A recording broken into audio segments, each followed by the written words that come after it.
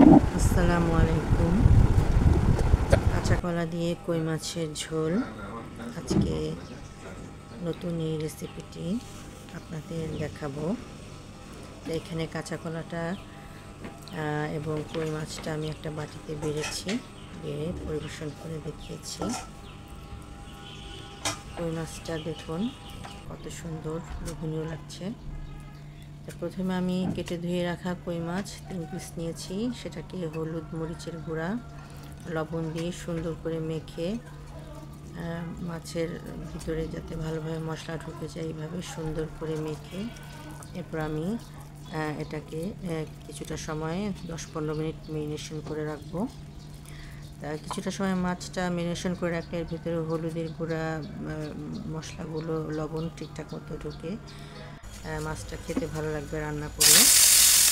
এখন আমি একটা কড়াইতে মাছটা আমি ভেজে নিচ্ছি। মাছটা ভাজতে একটু সময় লাগবে, কারণ কই মাছ থেকে কই মাছ ভাজতে কিন্তু বেশ অনেকটা সময় লাগে। তা কই মাছ ভাজা হচ্ছে, বারবার উল্টে পাল্টে দিচ্ছে, দিয়ে ভালো করে উল্টে পাল্টে দিয়ে এরপর মাছটা যখন সুন্দর মতো ভাজা হয়ে গিয়েছে এরপর আমি এটাকে একটা প্লেটে তুলে নিলাম। এই মাছটা একটু সাইজে বড় ছিল, অনেক বড় ছিল সাইজে। আমি প্যানে পেঁয়াজের কুচি দিয়ে দিয়েছি, দিয়ে এরপর পেঁয়াজটা সুন্দর করে ভেজে নিয়েছি। পেঁয়াজটা যখন একদম ব্রাউন হয়ে আসবে সেই সময় আমি এখানে কষানোর পানি দিয়ে দেবো।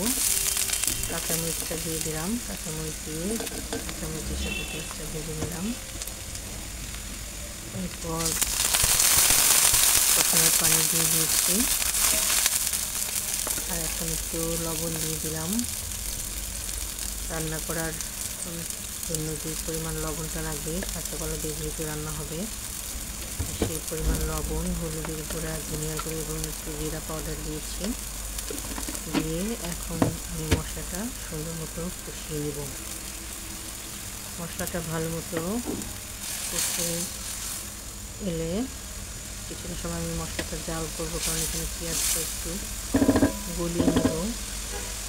বেশ কিছুটা সময় আমি মশলাটা কষাবো।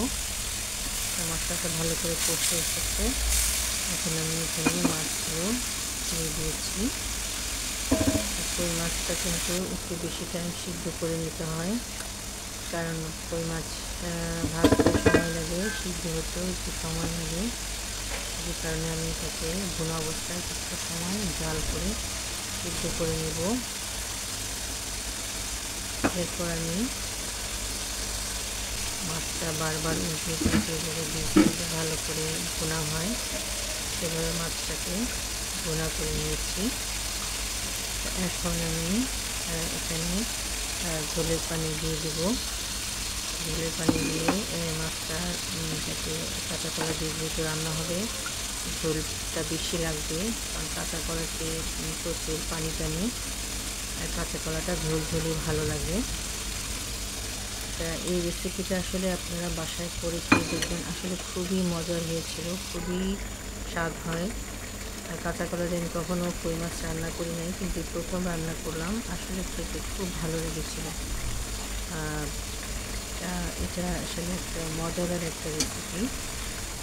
যেহেতু রান্না করেছিলাম এবং ভিডিও করে রেখেছিলাম, এই জন্য সেটা আপনাদের সাথে শেয়ার করছি। এখানে কই মাছটা কিন্তু ভুনা হয়েছে, এরকম ভুনা অবস্থায় কিন্তু খেতে ভালো লাগে।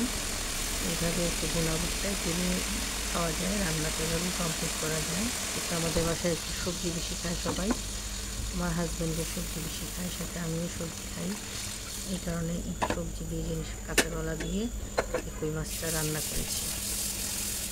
এখন বেশি করে ঝোল দিলে পানি দিয়ে দিলাম, ঝোলের পানিটা বেশি করে দিলাম যাতে কাঁচা কলাটা ভালো মতো সিদ্ধ হতে পারে। এই কাঁচা কলাগুলো লম্বা লম্বা করে কেটে রেখেছিলাম, দিয়ে রেখেছিলাম সুন্দর মতো, সেটাকে এখন আমি দিয়ে দিলাম উপরে। দিয়ে দেওয়ার পর এখন সুন্দর মতো জাল করে ফুটে এসেছে, আর বারবার নেড়ে দিচ্ছি। যাতে কলাগুলো সমানভাবে সিদ্ধ হয়। আর বেশ পানি পানি করে রান্না করছি, আর মাছটা বারবার উল্টিয়ে দিচ্ছি যাতে মাছের দুই সাইডই ভালো মতো সিদ্ধ হয়ে যায় সুন্দর মতো। মাছটা বেশ অনেকটা সময় আমি জাল করব। জাল করে এরপর যখন ঝোলটা একটু টেনে আসবে এবং মাছটা ভালো মতো সিদ্ধ হয়ে যাবে তখন আমি পুরোটা দিয়ে দেব। এখন আমার রান্না কমপ্লিট হয়ে গিয়েছে, আমি বেরিয়ে নিচ্ছি। আমি মাছগুলো পরিবেশন করে দেখাচ্ছি। রান্নার পরে এসেছে মাছটা, আর খেতেও অনেক মজার হয়েছিল। মাছগুলো একদম আস্তে আস্তে রয়েছে, একটু ভেঙে যায়নি, অনেক সময় সিদ্ধ করেছি তারপরে কিন্তু মাছটা ভেঙে যায়নি, একদম আস্তে আস্তেই রয়েছে।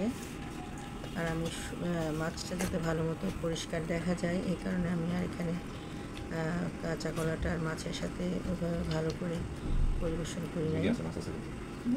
যাই হোক, এখন এই মাছটা একটু ভাতের সাথে পরিবেশন করে দেখাবো।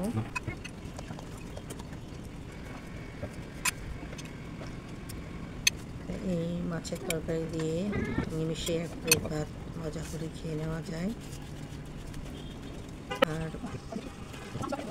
এভাবে কাঁচা কলা দিয়ে কই মাছের তরকারি আপনারা